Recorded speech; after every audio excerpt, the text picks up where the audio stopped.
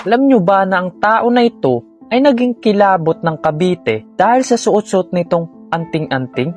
Papaano nga ba siya nailigtas ng kanyang anting-anting mula sa kapahamakan? At bakit siya naging isa sa pinakakinatatakutang kriminal noon sa buong Cavite? Ito ang kwento patungkol sa isang public enemy number 1 ng Cavite at kilala sa malamafia style na kanyang pamamalakad sa Dasmariñas na si Nardong Putik.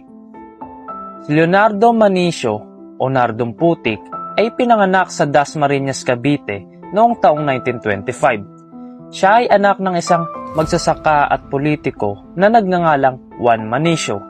Sa tatay niya rin galing ang bansag na putik dahil sa malaki yung mangging kulay ng balat ng kanyang ama.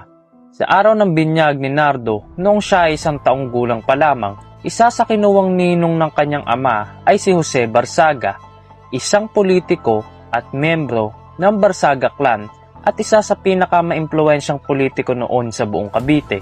Ginawa ng tatay ni Nardo ang ganitong hakbang upang magkaroon ito ng maayos na buhay at sapat na proteksyon laban sa mga bandido.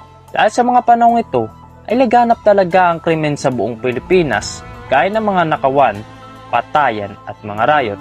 Mas lalo pang lumala ang estado ng ating bansa noong sinakop tayo ng mga Hapon sa pagpasok ng 1940s. At sa panahon ring ito, magbabago ang buhay ni Nardong Putik.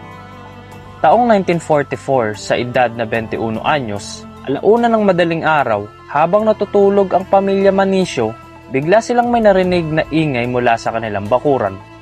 Nagising naman agad ang ama ni Nardo upang silipin ang nangyayari sa labas. Nakita nito na ninanakaw na pala ang kanilang alagang baka at iilang mga kagamitan sa kanilang sakahan. Hindi naman nagdalawang isip ang ama ni Nardo at agad nitong sinita ang mga bandido. Ngunit nauwi lamang ito sa isang gulo na ikinasawi ng ama ni Nardo. May iilan pa nga nakakapagsabi noon na kung hindi umanib ang ama ni Nardo sa pamilya Barzaga sa politika, ay baka buhay pa ito. So dito pa lang, planadong-planado na talaga ang magiging kamatayan ng ama ni Nardo dahil sa politika. Since wala namang halos kaalam-alam noon si Nardo sa kung ano ang nangyayari sa kanyang pamilya, ay inisip nito ang paghihiganti sa mga taong pumatay sa kanyang ama. At dito nga sa puntong ito, mag-uumpisang maligaw ang landas ni Nardong Putik. Sa una, ay hindi nito matanggap na wala na ang kanyang ama.